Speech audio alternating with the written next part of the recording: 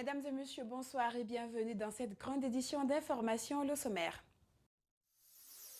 Hadja Fatou Camara quitte l'opposition pour la mouvance. La présidente du Parti de l'Unité de la Solidarité de Guinée pense qu'elle y trouvera son salut. L'hymne national est la première forme d'identité des citoyens des différentes nations libres. En Guinée, l'hymne national Liberté a-t-il sa place dans le cœur des Guinéens? Repense dans ce journal. Et puis en France, la manifestation organisée samedi à Paris pour le climat a été le théâtre de débordements imputés à des individus violents par les autorités. Encore une fois, bonsoir. On ouvre ce journal par cette information. Le corps d'un jeune pompiste a été retrouvé dans l'après-midi de ce samedi à Kakimbo, tout près des rails, dans la commune de Ratoma. Et selon sa famille, il est sorti de la maison pour le service ce vendredi à 5 h du matin. Son corps a été retrouvé par les jeunes du quartier qui ont aussitôt informé sa famille et les autorités nous y reviendront. Elle n'est pas allée du dos de la cuillère, la langue de bois n'a pas été sa guide. Hadja Fatou Camara, présidente du Parti de l'Unité de la Solidarité de Guinée, quitte ce samedi l'opposition et se dit déçue et pense qu'à la mouvance, elle trouvera le salut. Mamadou Saliouba et Aboubakar Din Camara pour le reportage. Candidate malheureuse à l'élection présidentielle de 2010, Hadja Fatou Camara est restée 10 ans dans l'opposition. Mais aujourd'hui, c'est décidé. Elle rejoint la mouvance. J'étais la directrice de la promotion féminine de la plus grande commune de la République, Matoto. J'ai été limogée dans Matoto à cause de ce pauvre parti, parce que j'étais de l'opposition. Et sur ça, vu que l'opposition, depuis 2010, je suis dans l'opposition, et qu'aujourd'hui, jusqu'à aujourd'hui, les principes, les lois, les règles ne sont pas respectées. Nous avons opté à être dans l'opposition et dans la mouvance aujourd'hui. En prenant cette décision, elle sait que son nom sera sali, son parti critiqué par ses frères de l'opposition. Mais peu importe, sa décision est prise et elle la justifie. 2010-2015, je suis présenté la législative de Matoto, dont j'ai ramassé 27 000 voix. 27 000 voix, je n'ai pas pu trouver une place à l'Assemblée à cause de l'opposition. C'était-il le bon moment de partir? Elle insinue que l'opposition n'est pas pour l'égalité de sexe et pense qu'à la mouvance, elle trouvera une place, elle et toutes les femmes. Nos droits ne sont pas respectés. Peut-être être avec la mouvance, j'aurai la voix pour parler sur la table de négociation. Et c'est aussi l'occasion pour elle de vanter la participation de son parti aux consultations avec le Premier ministre et de parler de cette question qui divise dans le FNDC. Mon parti a répondu officiellement à l'appel du Premier ministre. Par mon fort étonnement, nous écoutons les partis qui se disent grands aujourd'hui, que pour assister, pour partir répondre à l'appel du Premier ministre, que c'est une faillite. Nous leur disons non, par ma voix féminine, nous leur disons non. Non à l'opposition, Hadja Fatou Camara pense que l'actuelle constitution n'est pas si parfaite.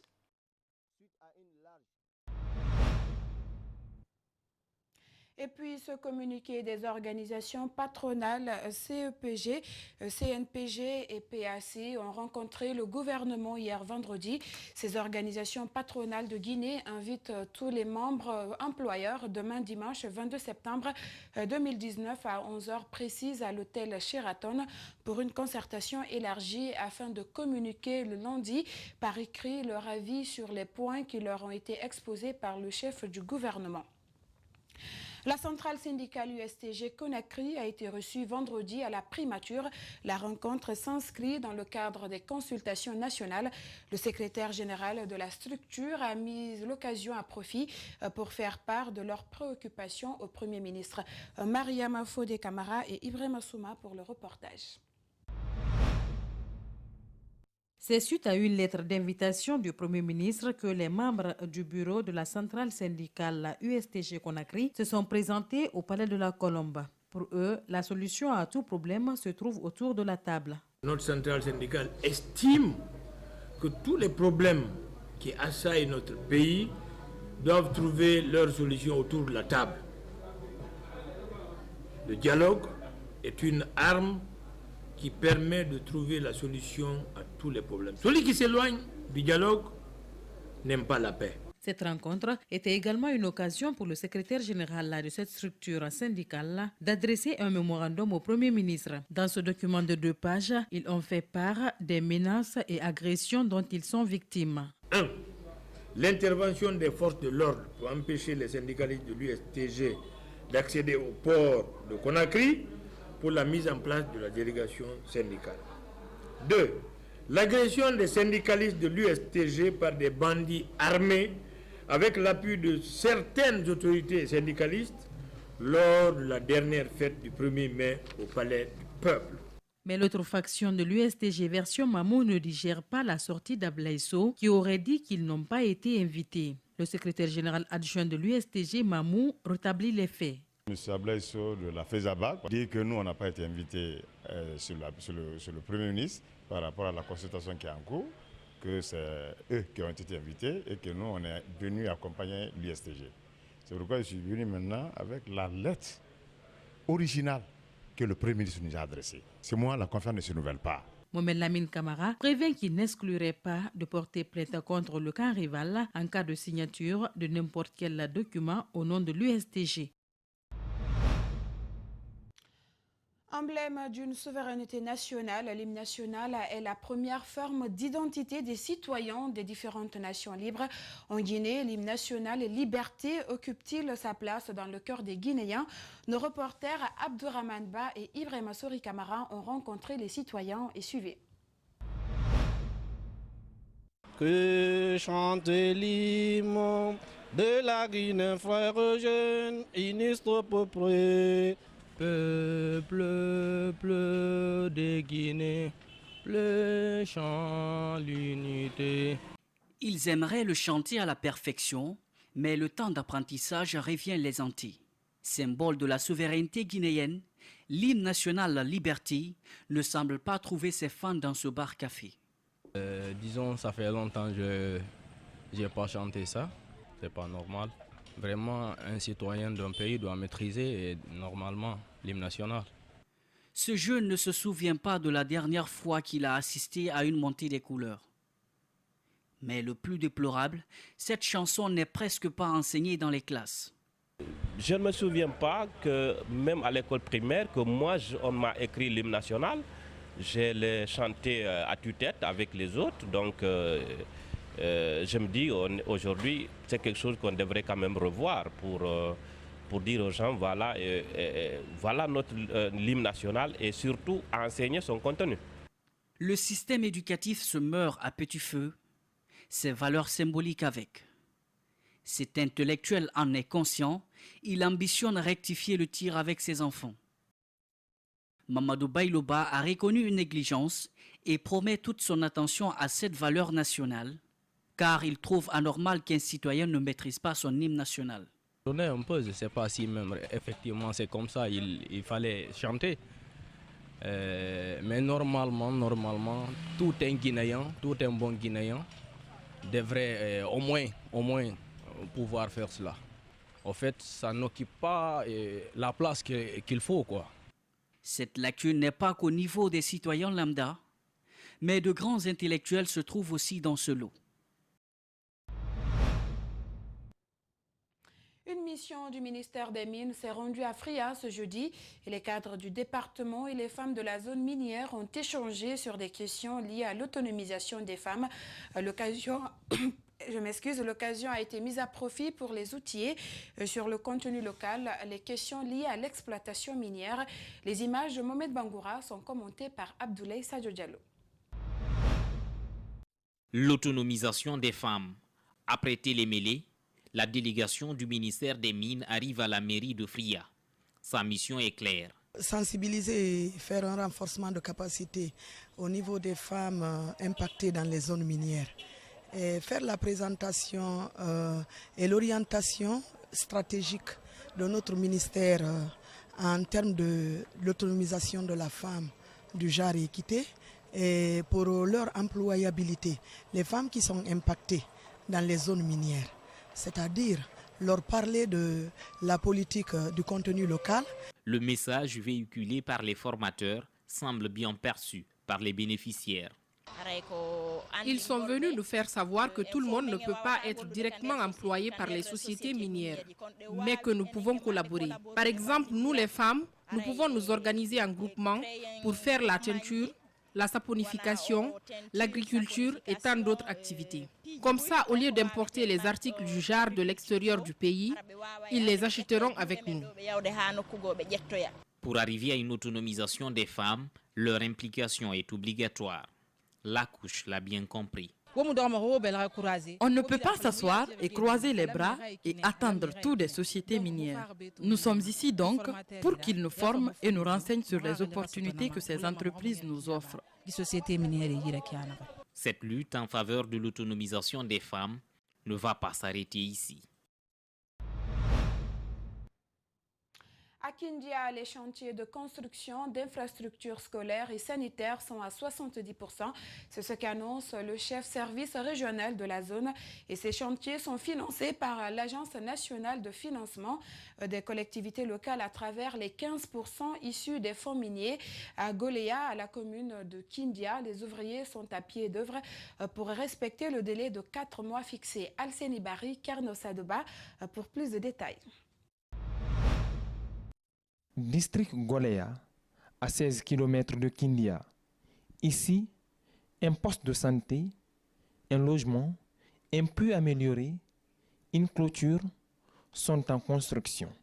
Financées entièrement par l'Agence nationale de financement des collectivités locales, ces infrastructures ont une importance capitale dans la zone, notamment dans l'amélioration des conditions de vie des populations rurales.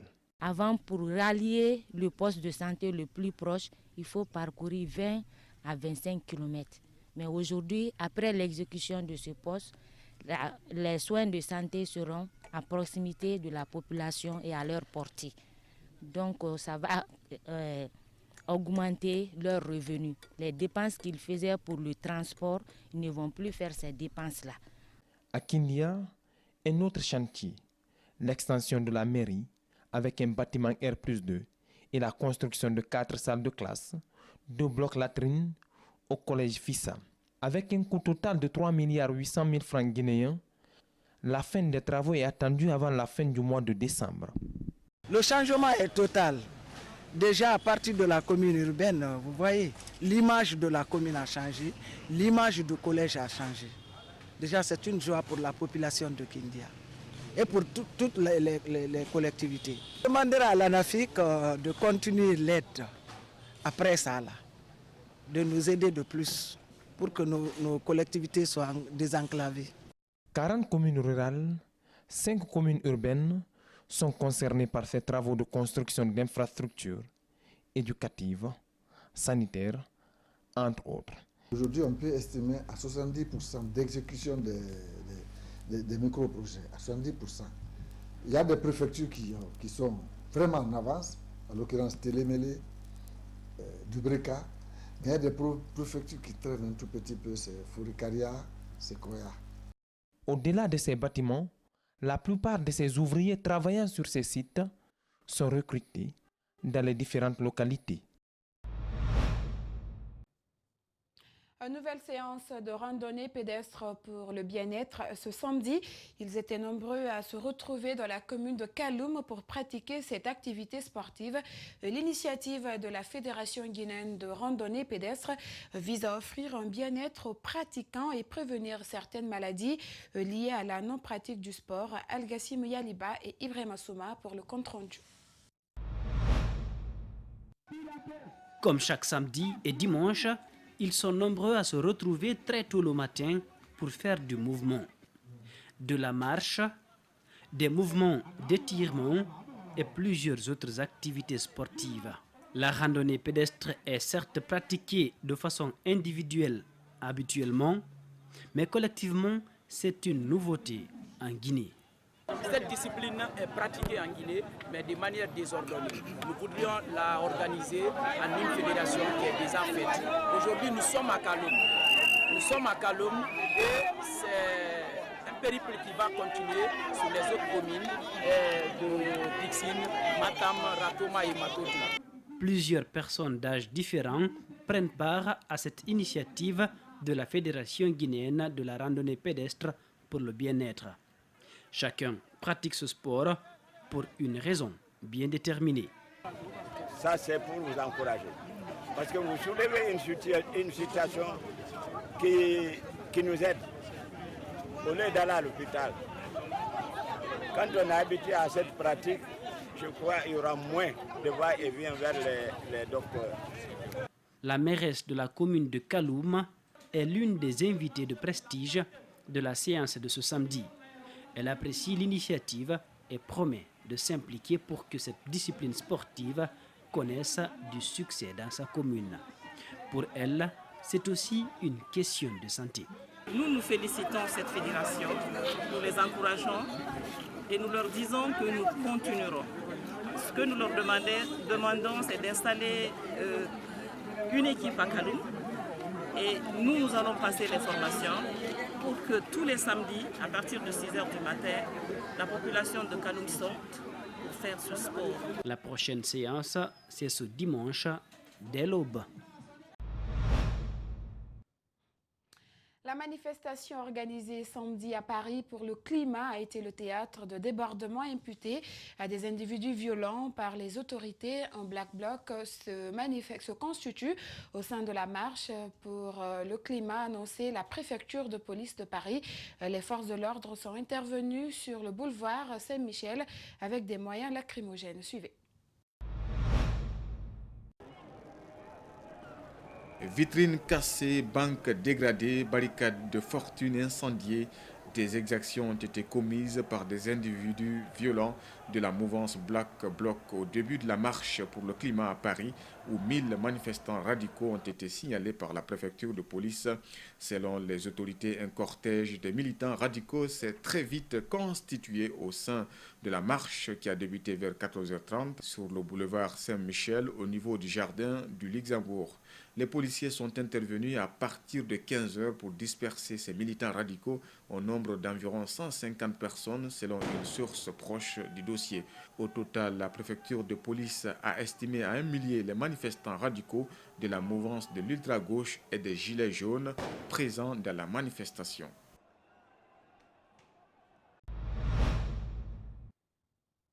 Et voilà, c'est cet élément qui met fait à cette édition d'information. Merci à tous de l'avoir suivi. Prochain rendez-vous d'information, c'est à 22h avec Mamadou Diallo.